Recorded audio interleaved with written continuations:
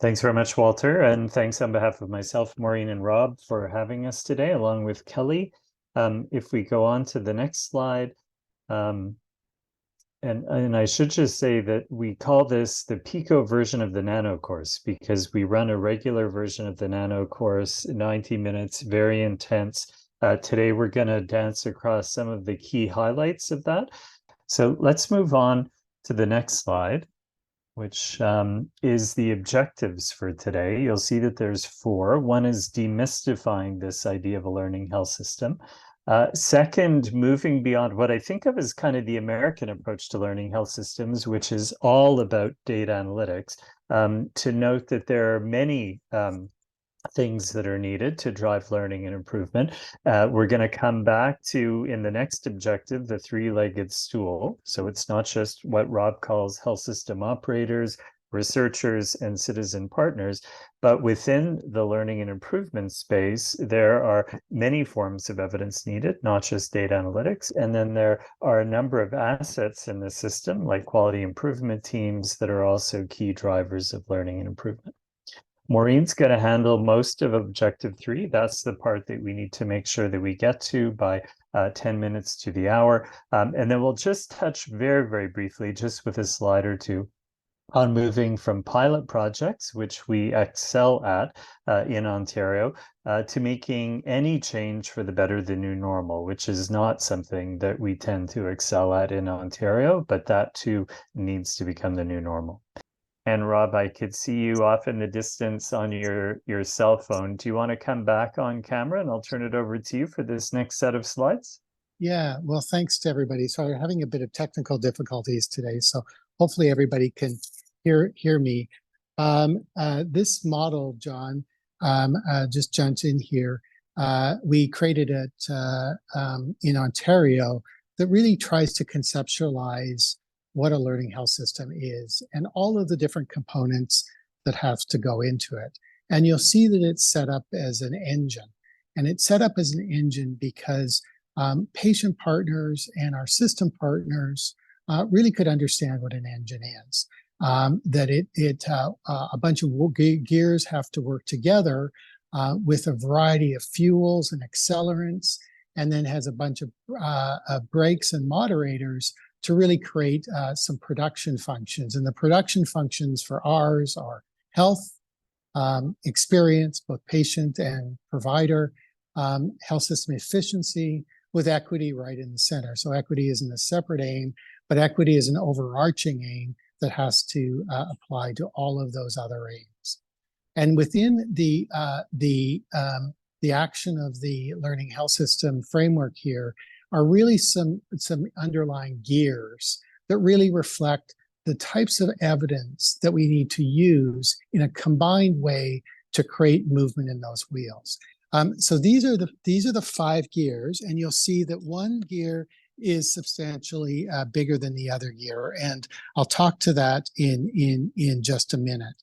The first step in learning health systems is actually understanding the nature of problems that we're facing. We have to articulate the problems that we have that we're trying to solve in our OHT, and generally that comes from data. So generally, the first gear is all around population-based data analytics and understanding the nature of the problem. But in addition to just to regular data that we derive from our EMRs or our administrative data, we also use qualitative data here to describe the nature of the problem. So it's also about patient stories, and those actually also reflect the why the problems are occurring. So for always, we start with advanced data analytics, and we're happy to be here with Walter today because he runs some of the best data analytics in the province. The second gear then actually is an externally focused gear. It's called evidence synthesis and supports here. So it's really understanding the nature of the problems, the nature of solutions that other people across the world have come to solve some of the problems that we've found and articulated in the first gear. So this is an external gear that uses advanced synthesis methods to synthesize the information or the evidence from external places across the world, put it in context so we know what worked in other places and why, so that forms a basis for solving problems in our communities. The third gear, which is the biggest gear, is really around co-design. And this is about using advanced methods then to bring in the data perspectives, the synthesis perspectives, together with the perspectives of our diverse communities and bring together with frontline people, patients, caregivers, providers, as well as the people who finance care and so forth, to derive local solutions. Because we know that solutions have to be tailored to local context. So this is understanding context and tailoring. It's particularly important to tailor solutions to equity deserving groups because we know that one size fits all solutions generally don't work. And so they have to be appropriately tailored to different groups of people. The fourth gear then is really around the implementation gear. And this is bringing around the evidence around advanced implementation science, because it doesn't matter how well our solutions are designed. If we don't consistently implement it so it reaches every patient at every time, we fail in achieving outcomes for our solutions. And so this is about advanced implementation science. And we get into the themes of leadership, behavior change, and really methods around implementation here. So that's the implementation science gear. And then the fourth gear, the last gear, is really around evidence, feedback, and adaptation. So this is about using advanced realist evaluation techniques that will give us a quick in the moment understanding whether our solutions are working, whether they're not, how they need to be reshaped, feeding it directly back into our system. Maybe we need changes in design, maybe we need changes in implementation strategy, and it's this constant repetitive evaluation that goes forward. And so those are the learning gears, John. So let's move on to the next slide, which is getting us into objective 2. Moving beyond data analytics being the single driver to capitalize on recent innovations that can bring multiple forms of evidence and business intelligence to bear in ultra short timelines. So 7 features of a learning health system. Combination of a health system on the one hand and a research system, at least that's how we used to talk about it. You're going to hear about the 3-legged stool in a few minutes that puts patients, families, caregivers, citizens more generally equally front and center. But a system that is anchored on patients' needs, perspectives, and aspirations. So patients, families, caregivers, front and center, the system is there for them.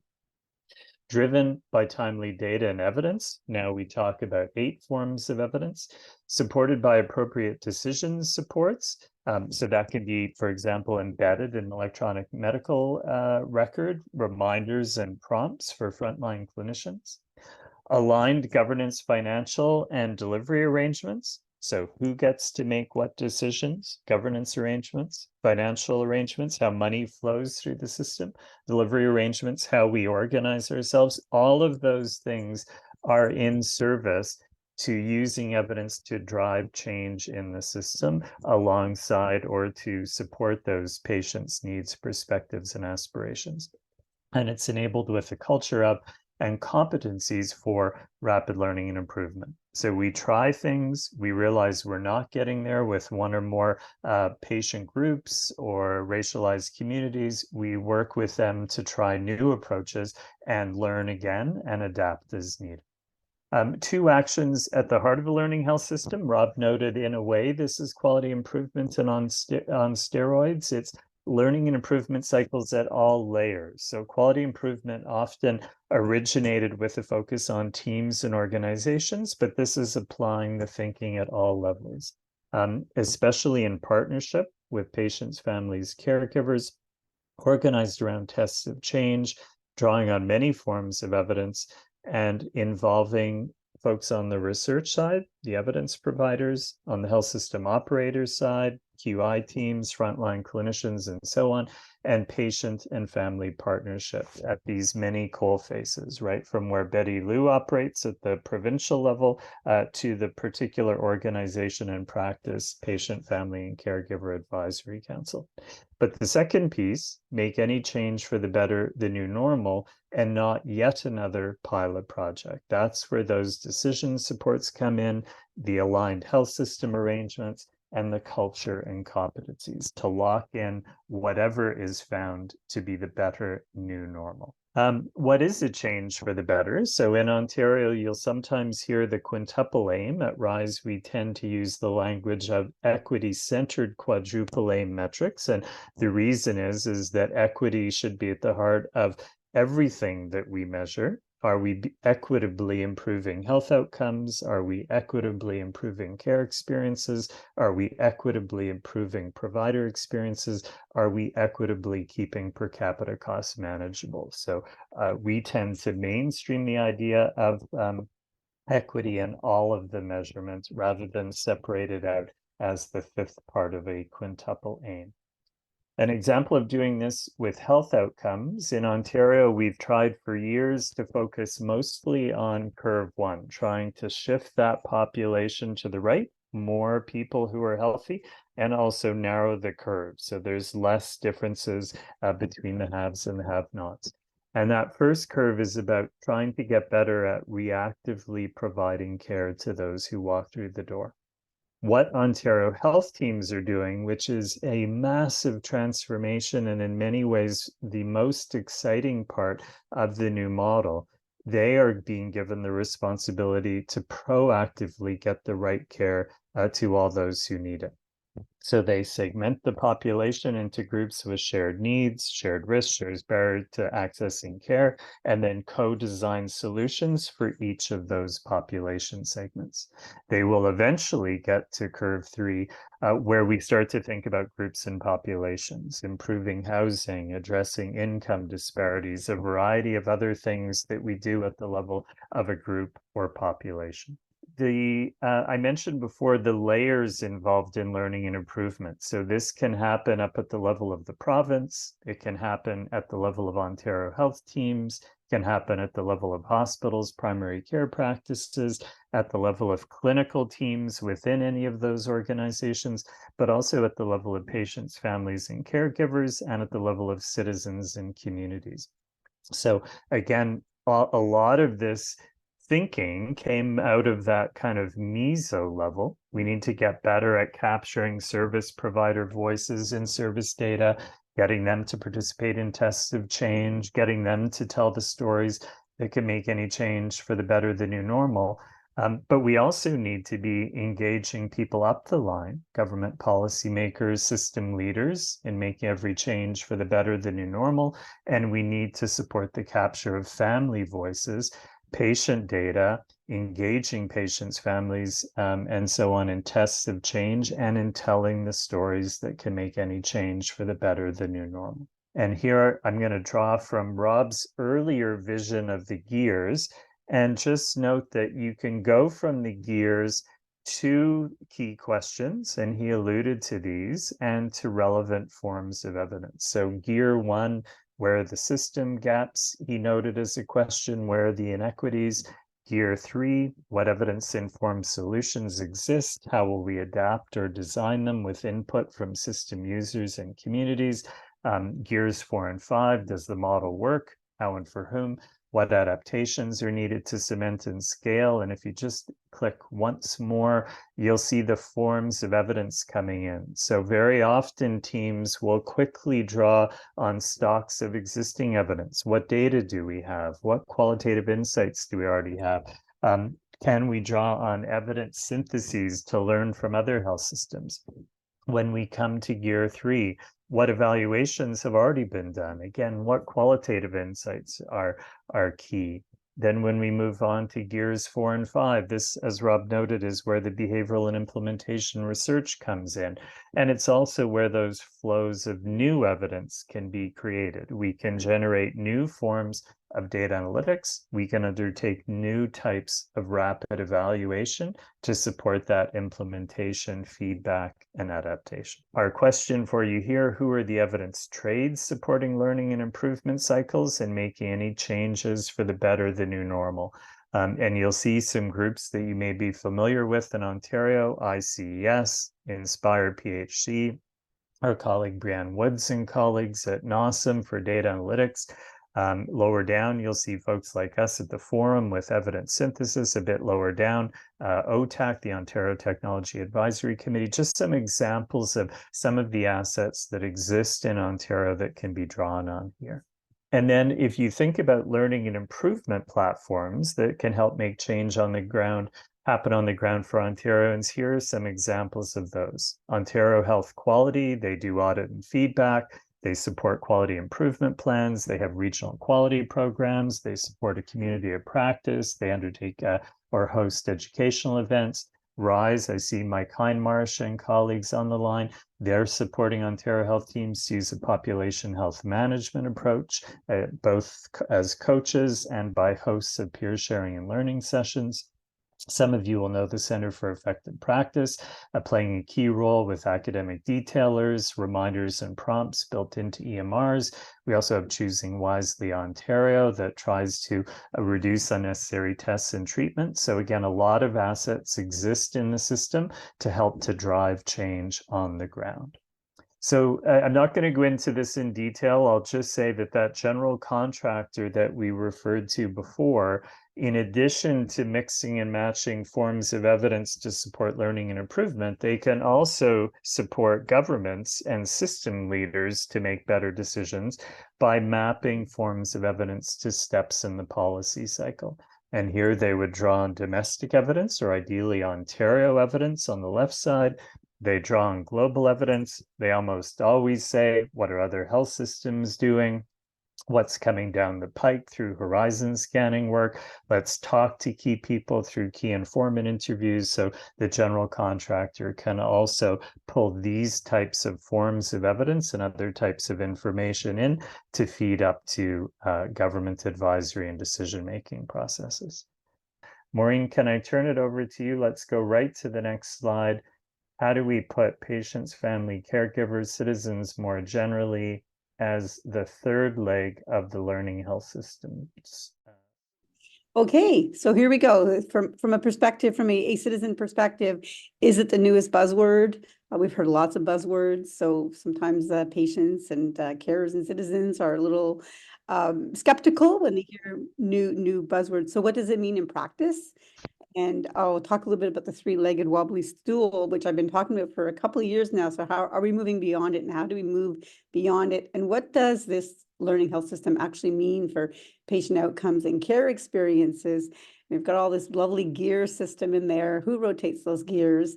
And how can we, patients, clients, caregivers, communities, be part of the system? Those are the questions that when I've gone to my colleagues and people in this world who are engaged in the Ontario healthcare system, these are the kind of questions that they ask. So and of course the whole notion of learning healthcare system is one that is very easy for us to understand, and we'll go to the next slide and I'll explain why. So my heading is, we're more than just data donors. So that's really important. So that learning health system, where you're embedding research into the health systems and continuously learning from data and translating those findings into care and services in real time, well, it means much more than data donors, but it also means it's something that we're thinking, oh, wasn't it always that way? So we're really interested in getting the research, acted upon. And when we hear about how many years it takes from research to action, that's very discouraging for patients who are waiting for care. So there was a scoping review done of the learning health system articles from 2016 to 2020. And they found that articles discussing the level of patient involvement in learning health systems were scarce. So there's not really a really good roadmap to follow. So there's no common language or tools or frameworks for discussing and operationalizing the learning health systems that exist, and making it likely that many healthcare institutions are using the approach without explicitly naming it as such. And so you may be involved in the learning health care system as a patient and not even know it. So the tools that exist are often not suited to engaging people in communities with diverse voices and needs, and particularly those from equity deserving groups. So that's why the stool is wobbly, is we still have a lot of pieces to figure out to balance those legs. So next slide. So there's so many roles for us as patients and clients and families and communities in the learning healthcare system, but there are challenges and opportunities. So we have the role of being, we want it to be patient, client, partnered researchers, and the engagement that's based on the CIHR grant system is often not suited to building sustainable engagement capacity once the funding is used. So develop these relationships, and then the funding is over and you have to let those people go. And so the patients and caregivers and community leaders don't really necessarily see the impact of their efforts. There's also this wonderful group that Betty Lou leads of patient, client, and family advisory councils in Ontario, very, very strong. And next to them are people like me who do patient-partnered research. And there's this opportunity now to dismantle the silo of the people who are involved in the patient-partnered research and the people who are involved in the quality improvement work, and because they're both vital components of a successful learning health system. So we were siloed, but this is an opportunity to bring us together and learn from each other and let people move in and out of one or the other role. And we can advocate for quickly acting on analyzed findings of patient-centered patient-client data collection at the local level through those advisory councils. So they play a really important role. Then, of course, there's all of the players, the Health Accord, the Integral Health Teams, which you all know about, and other system transformation initiatives. And I would say that those groups are making strides, but there remains a wide variety of roles for people like me and a range of capacity building initiatives. And we need greater communication of our successes and sharing of best practices, and also mentoring of patient and carers who want to engage in this work.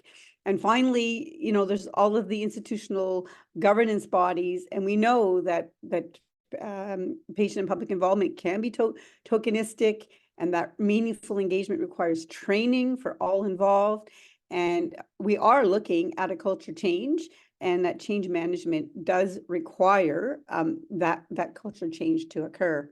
Personally, I think the pathways to moving forward is to communicate clearly to patients and clients and caregivers and communities how their feedback is used in the learning health system and how that data collected is used to improve patient-client care services with concrete examples of impact. And I'm thinking of the work that Carrie Kaliski does in that area, where she's shown them the impact and worked with them to co-design based on the data that's been collected. So it's very important that we do that.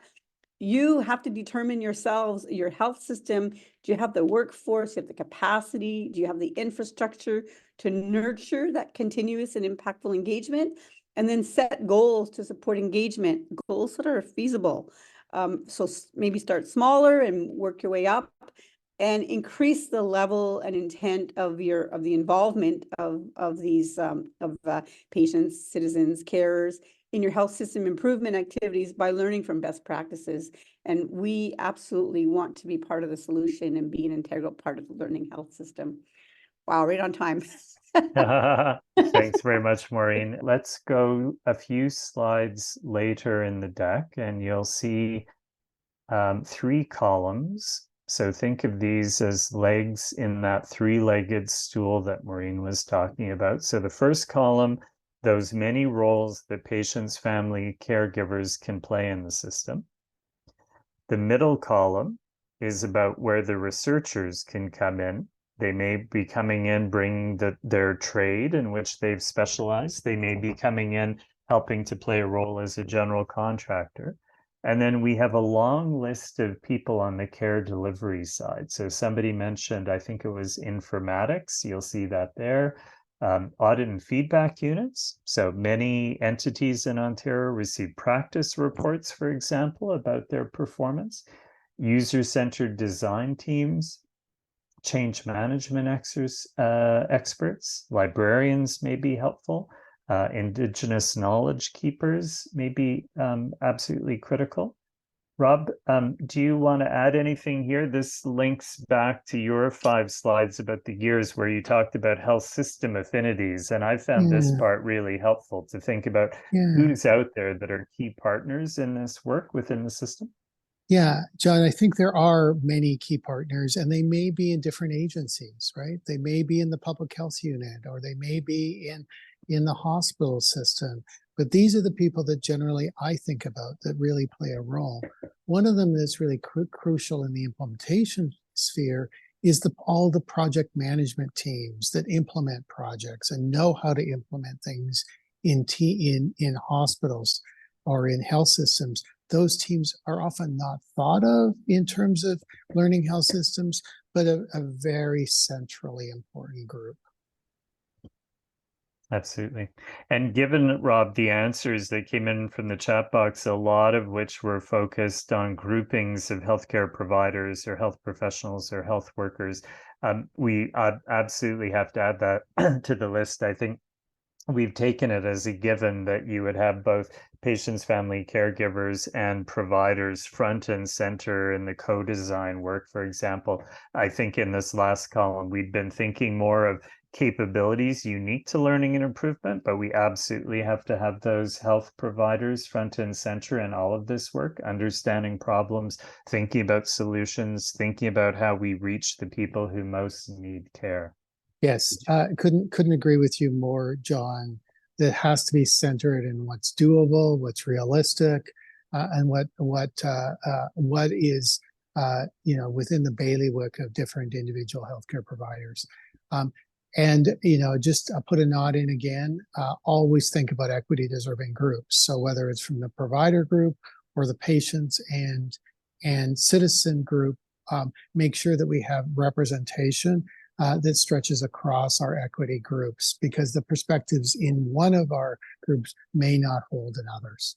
So the final piece, which we're not going to go into in detail, but it's this notion of moving from pilot projects to making this the new normal. Remember, this is the PICO version of the Nano course. In the more in-depth version, we walk through a few examples. This comes out of our work with the RISE coaches like Mike. And as many people know, the Ontario health teams are focused on integrated clinical pathways. So this slide is to help people see a connection between those integrated clinical pathways and then the bigger care models, which we talked about with Gear 3, but also this bigger picture transformation happening because of Ontario health teams, the move from primarily reacting to people who walk through the door to a system of also engaging in population health management, proactively getting the right mix of services to the people who need them. And that is what we call population health management. So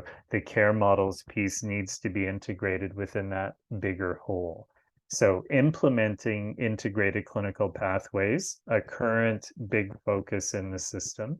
And then if we move to the second slide here, what we have is that risk pyramid that I talked about before, healthy patients at the base, increasing risk, increasing complexity, and then highest needs patients at the top.